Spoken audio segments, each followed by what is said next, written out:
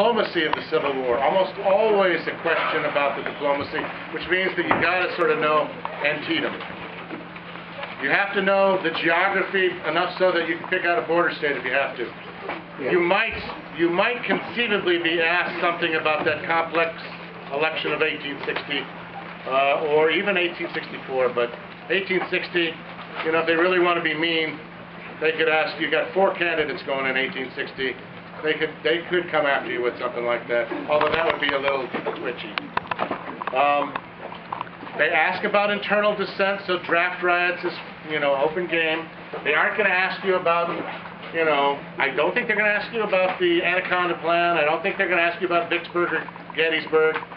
Except maybe the Gettysburg Address is always open game.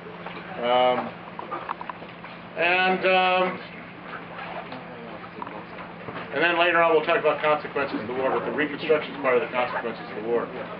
I don't think you're going to have anything about generals in the war or leaders in the war. Like I said, military history is not a subject of interest to AP or College Board. They're interested in causes and consequences and, at best, a turning point here and there. There is that guy on the Test Development Committee who's big into economics. And you can see on your little sheet, those of you who picked it up, of the FRQs, evaluate the impact of the Civil War on the political and economic developments in 2 of the following regions, and then it goes south, north, and west.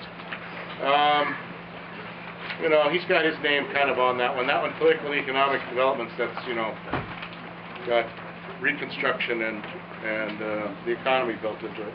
Anyway, Reconstruction is a topic that they're definitely going to ask you questions about. The main things you have to look at are, you have to sort of distinguish between presidential and radical Reconstruction. There's a bunch of legislation you need to know. You need to sort of have a handle on Black Reconstruction, just when that period when African Americans get elected to mostly state, but also a little bit of federal offices.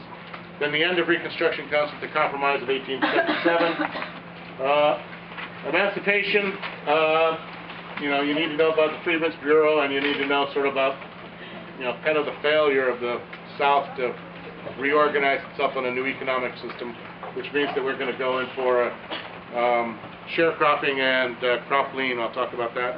And then finally, after the Compromise of 1877 and what I would call the failure of Reconstruction, now, other people would say that it's a success, but I find that hard to buy, is the Black Codes Terror, which is